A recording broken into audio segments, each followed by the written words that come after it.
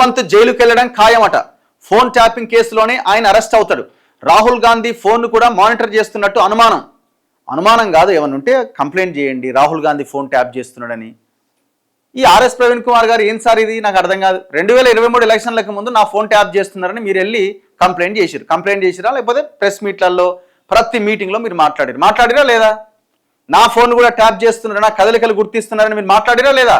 BSP party రాష్ట్ర అధ్యక్షుడిగా ఉండి మరి మొన్న సిట్ మీకు నోటీసులు ఇచ్చింది, రండి సార్ మీరు మీ వాదన చెప్పుకోండి అని, మరి మీ వాంగ్మూలం ఇవ్వండి అని చెప్పింది. మరి మీరు 2023లో చెప్పిన దానికి ఎందుకు కట్టుబడి ఉండి మీరు మొన్న సిట్ ముందు హాజరు కాలే?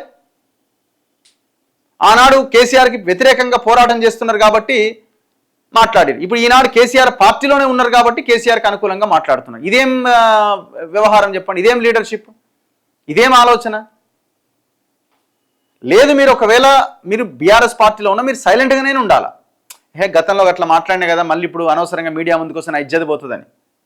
కేసీఆర్ మిమ్మల్ని బలీకా బక్రా చేస్తున్నాడు. మిమ్మల్ని ముందు పెట్టి కొట్టాలని ప్లాన్ కేసీఆర్ కేటీఆర్ చేస్తున్నారు. మీరు వాళ్ళ ట్రాప్లో పడి వాళ్ళకి ఊడిగం చేసేలాగా మీ వ్యవహారంగా అనిపిస్తూ ఉన్నది. ఒక ముఖ్యమంత్రి స్థాయి హోదా కలిగిన, అంటే ముఖ్యమంత్రి అభ్యర్థి స్థాయిలో పనిచేసిన మీరు ఈ స్థాయికి వెళ్ళిపోవడం అన్నది చాలా బాధాకరం. మీరు ఏమన్నా అనుకోండి కానీ మీరు చేస్తున్న వ్యాఖ్యల వల్ల మీరు మరింత మీకు మీరు తక్కువ చేసుకుంటున్నారు. దయచేసి గుర్తించండి, రిక్వెస్ట్ చేస్తున్నాం మిమ్మల్ని.